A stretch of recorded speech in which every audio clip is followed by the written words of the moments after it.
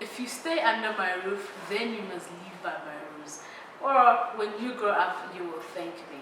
There are two sets of people that usually say these words, and those are our fathers and our mothers. Join me on a discussion about love from parental perspective.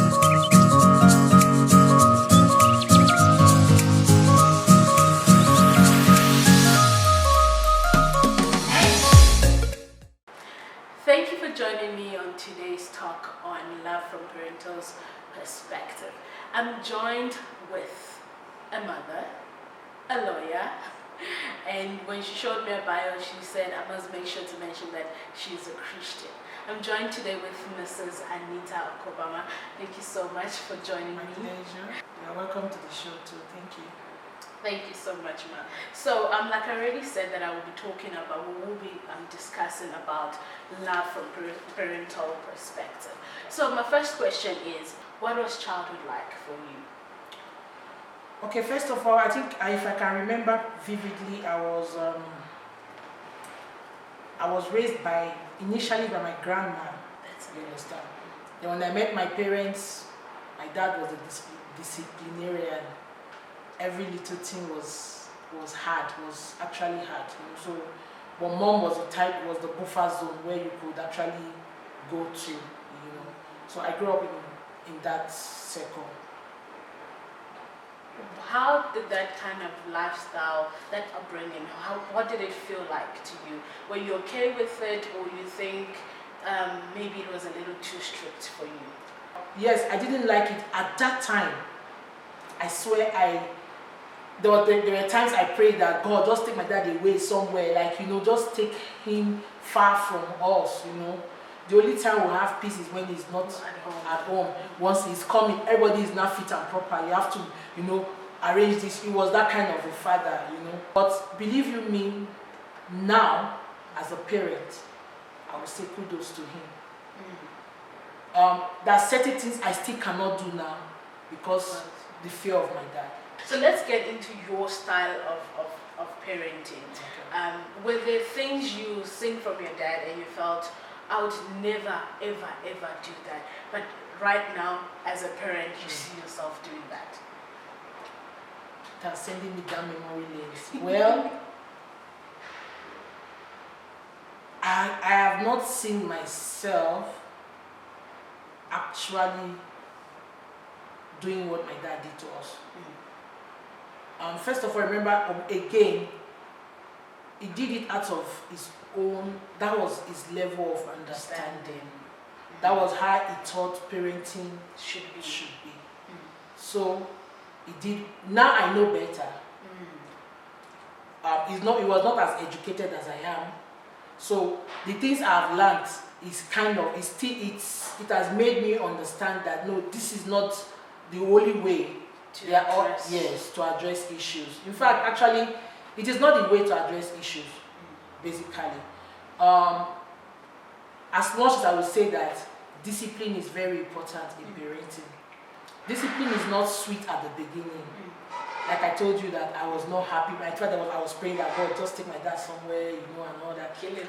Just do something to him. Let him disappear somewhere, But at the end of the day, you will now find out that it's not easy. Nobody likes to be disciplined. Nobody, even you. Nobody wants to be disciplined. But at the same time, at the end of it, it will help your life. It will put you in check. It will help to guide you. In fact, he said, train up a child the way he should go. When he's old, he will not depart from it. So when you don't train a child the way he should go, of course, you know that he will depart from the training that you didn't give to him. And then the Bible says that such children will give you disgrace at old age. If I can just pick from the point of training a child in the way it should go, the way the child should grow. Now, you already said that there were ways that in which your father trained you that you would not do the same. So it means that you're also not sure of this way that you are going. You have an idea, but you're trying it out. How are you sure that this way that you're about to try out is actually the way? Because it's not like you're trying, it's a trial. How are you sure it's the right way to take the child to make sure the child turns out right like you desire? Okay. like, okay, I think I said that off camera, I will also repeat it again, that there's no manual for parenting. Nobody was born and then they say, learn how to parent a child. Every parent grew on the job. I was brought up by my dad. He grew on the job. I'm bringing up a child now. I'm growing on the job. I'm making, okay, I would say, like I said before, I'm modernizing the way in which I was being beaten. I don't beat. I will not want to hit you for any reason. You understand? Instead of me to hit you, I know that this thing, I want you to learn that this thing you've done is wrong. I'll take something that pains you, something that will make you feel like, oh, you know, so that next time you calculate yourself and then behave appropriately. Yes, you know, the funny thing is with children, if you don't train them properly, they will disgrace you outside. I've seen kids who have disgraced their parents a lot. You understand? So we do this to avoid the disgrace that is coming because we see it in front. We've seen our friends who made such certain mistakes and we would not want it to happen to our children. So that is where we're coming from. So if I understand you clearly, you're saying the way in which you train us, the way in which you discipline us, it's because there are things that you foresee, that you've probably seen from other people, and you don't want us to go in that lane. That is why you accept some level of discipline. Yes. You see that there are different styles of parenting. As I said, nobody has a manual. No. The way your daddy brought you up, now you get a baby, eh? And then your baby is the type that cries for nothing. Where you were born, you were not the kind of child that cries for nothing. You knew when to cry, you knew when to behave. The parents your dad gave you was for the child that does not cry for nothing. When you now have a child that cries for nothing, you will no longer be able to use the method your daddy used for you, who did not cry for nothing, to bring up a child who is just crying for nothing. You now have to improvise or develop your system or a style that will fit that child. For every child, there is a parenting style that fits them. Some kids don't like you shouting at them. Some kids don't like you even, raising hybrid. I'm sorry. But some, they will do what they are doing and they look at you. Yes, I'm doing it. What are you going to do? It's a fight. Bring in your best arsenal. You understand it? So, Mom, what you're trying to tell us right now is the reason why you discipline us the way you do is because of what you foresee and we don't foresee, and we feel as if you're being unfair, but we just don't understand where you are coming from. Truly. Very correct. So how would you then rather advise our parents to speak to us so that we understand? Because our parents, they come aggressive. Children come, we have different characters, we have different attitude, and children are different, and you need to address them the way they are. And you mentioned earlier that there are kids where you beat them and they learn and they stop what they're doing. Some you yell at them, they get the point. Some don't try to beat them, don't try to yell at them, just try to speak to them. But our parents just seem to treat us all the same. How should our parents, deal with this better so that we understand where they are coming from without being aggressive? Okay. The aggressiveness inside is you people who kind of seeing it as aggressiveness. Okay, for example, I'm a fast talker. When I talk, the possibility is that you think, in fact, Nigerians talk loudly, let me put it that way. When you speak, a person who is not Nigerian will like, why are you yelling? You're shouting, please, but you're talking, you're trying to communicate. In talking, there's already aggression because the person is not used. So also is it with the children. We may not actually be aggressive. If you see a pinch of aggressiveness in it, it's because we want the message to be passed. Yes, sometimes we regret to be aggressive. You see, I will not be aggressive to a child who, when I speak to once and he understands. And you know that this B you're saying here is something else. It will lead you in the direction that you will not enjoy. We are not parents to pamper you. The mandate God gave us to train you is to train you. We will try as much as possible not to usurp that power. We will try as much as possible not to overdo it. but we will train you.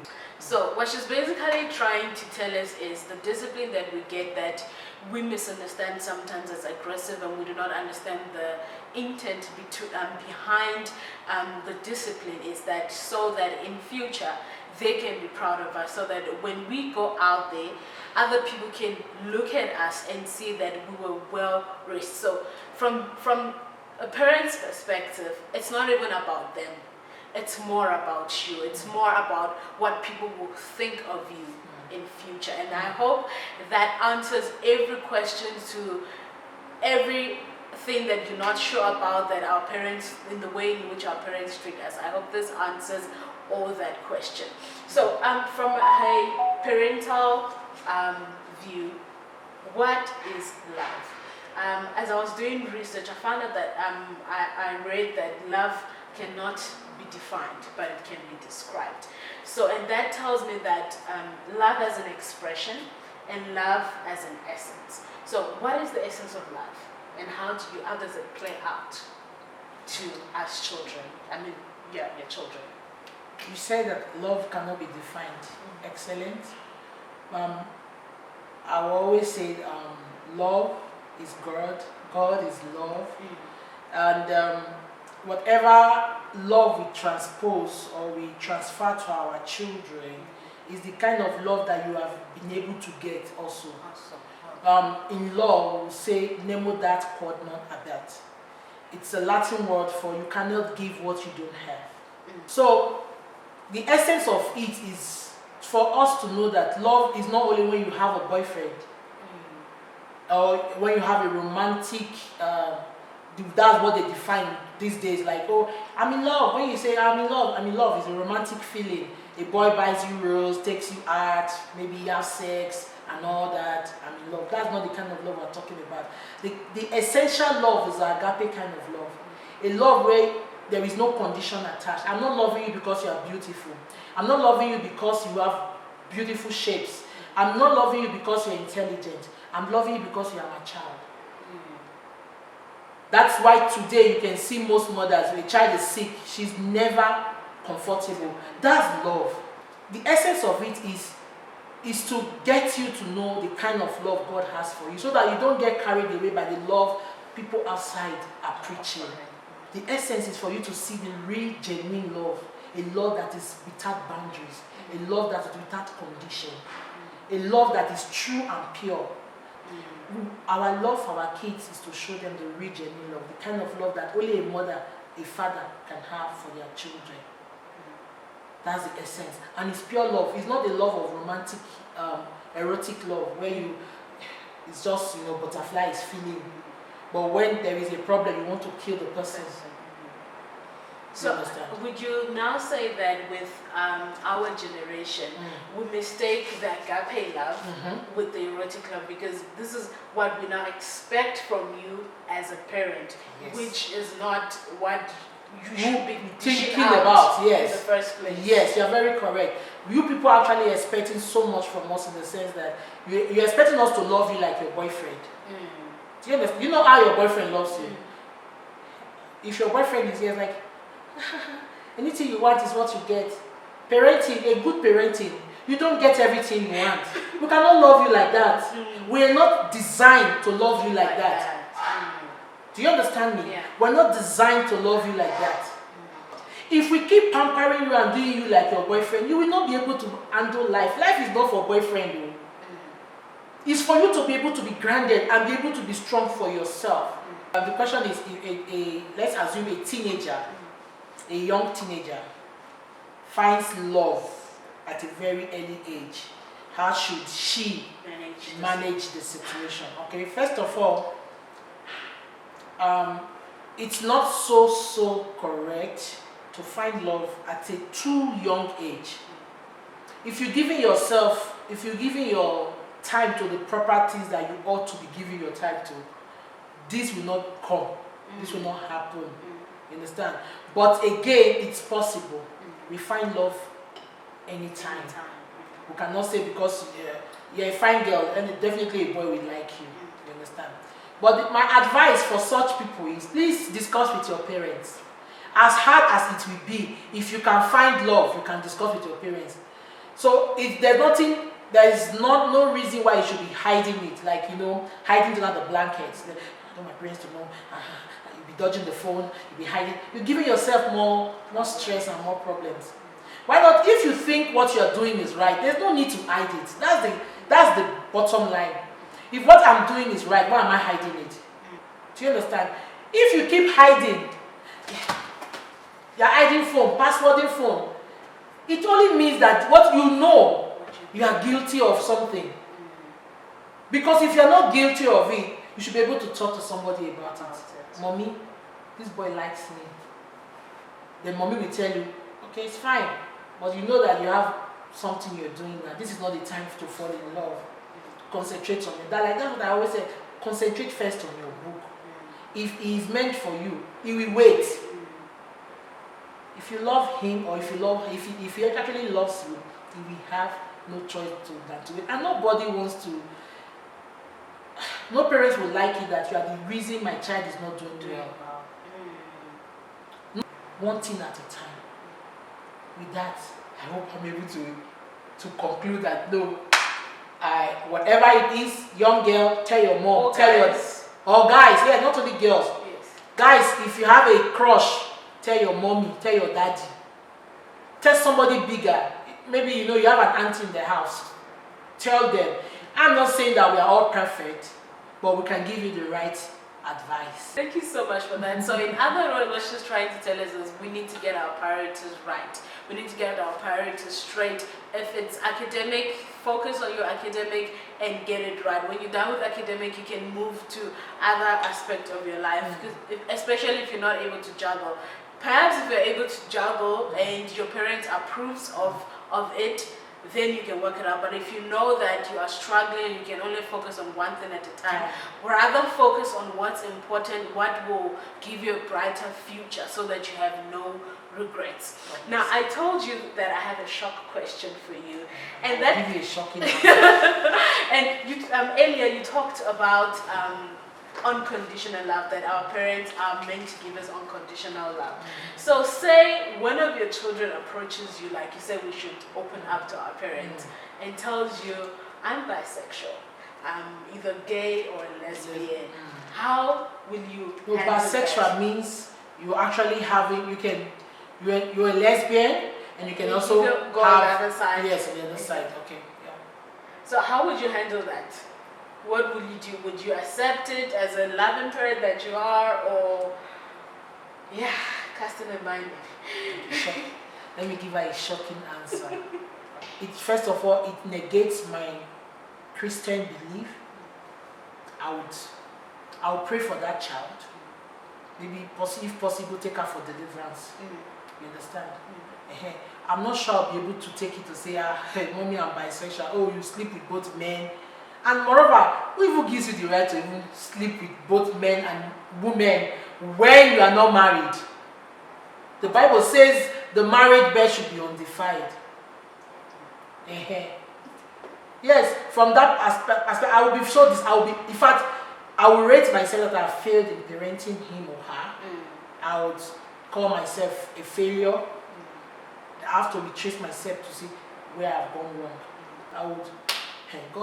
God just wants to really help me. I may not accept it.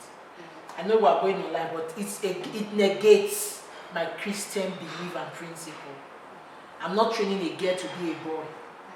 Neither am I training a boy to be a girl. If you're a girl, God has a purpose for you being a girl. If you're a boy, God has a purpose for you being a boy. And we leave it at that.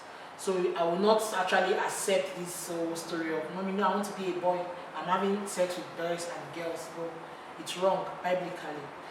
From my own secular view, I will tell them, well, if they are more than 21, like they are more than 21 and I do, that's what you want to do. God knows I've showed you the right path, but you chose to do what you want to do. So my hands are not on it. So you can do whatever you want to do, but on your own head. So, in rounding up, I want to ask, how can we, children or young adults, meet our parents halfway? And the fact that they will still do things we don't understand, and we will still do things they don't understand because it's our generation and we know what's in vogue and we try to do it, and the parent is like, I don't know what that is, and they put up a barrier against it. How do we meet each other halfway so that the hatred that eventually develops can be avoided altogether? Like I said, I'm not your mom to take instructions from you. Okay. Let me put it that way. I'm your mom to tell you what's right. That's why God put us there. No child can train himself or herself. That's why there's parenting. Even if not your parents, maybe your auntie there must be somebody older to help you. Have you seen a newborn baby taking care of himself? No. You see? So, if you bringing up your stories of, oh, this is what is in vogue, and I pray that whatever is in vogue should not negate your relationship with God, because already as a young girl or as a young boy, you already know, you are defined, you already know what you want in life, So it should not negate what you have been taught. The Bible already said it, like I said, the parental mandate is train up a child in the way he should go when he is old. If anything you are doing does not negate the scripture, why will I say no? Why will I want to be a mamazella? I won't do that. If you want to have sex, go and have sex. But when the repercussion comes, make sure you are able to take care of the problem. Let your baby or your disease you get not become the responsibility of your parents or some other person. You want to have big teeth, no problem, have big teeth, but make sure you have a big lip to cover your big teeth. It's a parable, and I hope somebody understands. Thank you so much for your welcome. What advice would you give us young adults to try and understand our parents, to try and also focus on what's important so that we can complain less? That's the advice. You just said it already, so you can complain less. Listen to your parents, the ones who know that fear God. Listen to your parents so that things will be well with you. If you listen to them, we will not be having this problem of I'm going here, I'm rushing there, I'm doing that. No. Just listen to your parents and everything will be fine. Listen to the advice your dad, your mom is giving to you. I think with that you have less stress to worry. And be open. If what you are doing is not wrong, why are you hiding it? You're only hiding it because you know what you are doing is wrong. Yeah. We accepted that, we have agreed. Yes. So your hiding stuff is because you know it is wrong. Thank you so much, Ma. Thank you for joining me. Thank you for pouring your heart and being transparent with us. And there we have it. She has given us insight on love from parental perspective. She said, our parents' job is to train us. So if there are things you're unsure of or things you do not understand of how a parent do their things, it's because they're trying to carry out a responsibility.